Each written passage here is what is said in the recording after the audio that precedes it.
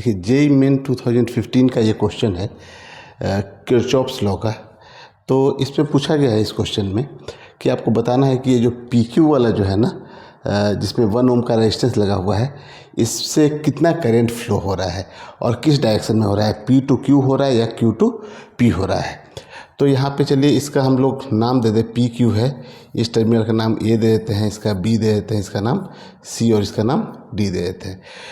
तो ये पी और क्यू तो लिखा हुआ है अपना, ठीक है ना। तो एक बार हम लोग लूप ले लेते हैं, P A B Q P, P A B Q P, P A B Q P, ये लूप ले लेते हैं।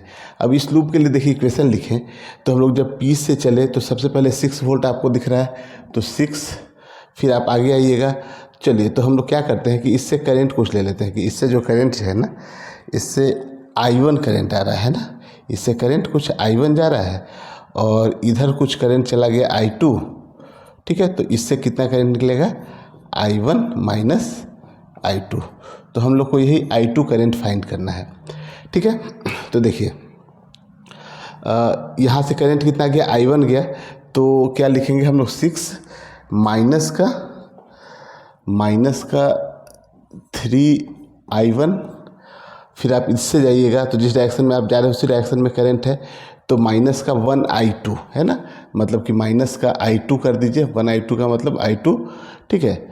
और फिर आप P तक पहुंच गए इज इक्वल टू 0, ठीक है। और हम लोग यहाँ से I1 की वैल्यू निकाल लेते हैं, I1 की वैल्यू निकाल लेते हैं I2 के टर्म में, क्योंकि हमको चाहिए I2 है ना। तो यहाँ से देखिए तो I1 की वैल्यू कितनी आ जाएगी, तो 3I1 इज इक्वल टू हो जाएगा 6 माइनस I2, और यहाँ से I1 की वैल्यू निकल के आ गई 6 माइनस I2/3, ठीक है ना। तो हम लोग यहाँ से I1 की वैल्यू निकाल लिए। अब हम लोग लूप सेकेंड लेते हैं, ये लूप है कहीं से भी आप ले लीजिए, Q D C P Q, Q D C P Q, ठीक है ना, Q D C P Q, इस लूप में चलिए। तो देखिए जिस डायरेक्शन में आप जा रहे हैं उसी डायरेक्शन में करंट है, तो माइनस का I1 इंटू I2 माइनस का I1 माइनस I2 इंटू 3 है ना, माइनस का क्या हो जाएगा, I1 माइनस I2 इंटू 3, ठीक है। इसके बाद देखिए 9 वोल्ट का बैटरी मिला आपको, तो प्लस का कर देंगे हम लोग 9 वोल्ट।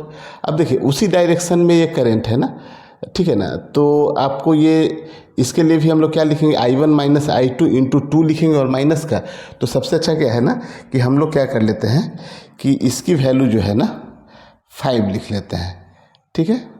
एक ही बार में क्या किए हम लोग, देखिए यहाँ पे 3 ओम और ये 2 ओम दोनों सीरीज में ही आ जाएगा, तो एक ही बार में हम लोग यहाँ 5 ले लेते हैं।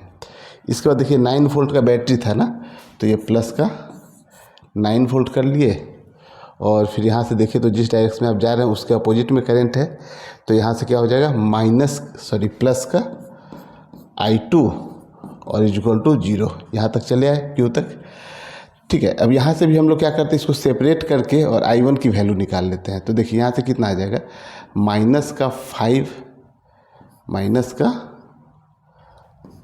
5I1 और माइनस माइनस प्लस का हो जाएगा 5I2 और प्लस का 9 प्लस का I2 इज इक्वल टू 0। तो हम लोग को I1 का वैल्यू निकालना है, तो I1 को आप इस साइड लेके चले जाइए, तो 5I2 और प्लस I2 है ना, तो ये कितना हो जाएगा, 5I1 इज इक्वल टू हो जाएगा 6I2 और प्लस का 9, और I1 यहाँ से कितना निकल के आ गया, 6I2 प्लस 9 अपॉन 5, ठीक है। अब देखिए यहाँ से I1 की एक वैल्यू ये निकल के आ गई पहले लूप से, और दूसरे लूप से I1 की ये वैल्यू निकल के आ गई। हमको I2 ही चाहिए, तो दोनों को इक्वेट करें हम लोग यहाँ पे, तो 6 माइनस का I2 upon 3 is equal to कितना हो जाएगा, यहाँ से देखिए 6I2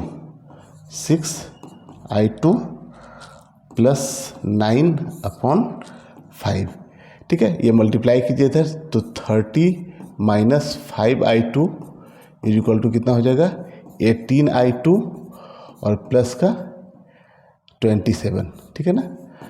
ठीक है, तो अब देखिए यहाँ से इसको अगर हम लोग इधर ले जाएं तो 18 और +5 कितना हो जाएगा 23, I2 इज इक्वल टू आ जाएगा 3, और I2 की जो वैल्यू आ जाएगी ना वो 3/23 होगी।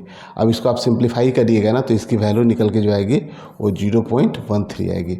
अब देखिए हम लोग क्या Q से P की तरफ करंट को हम लोग लेके चले थे और ये वैल्यू I2 की वैल्यू पॉजिटिव ही आ रही है। इसका मतलब है कि जो करंट का फ्लो जो हम लोग डायरेक्शन लिए थे ना वो बिल्कुल सही है। तो Q से P की ओर फ्लो करेगा और जो करंट की वैल्यू निकल के आएगी वो कितना हो जाएगा Q to P, मतलब, और इसका ये ऑप्शन सही हो जाएगा, 0.13 आ गया अपना, ठीक है ना।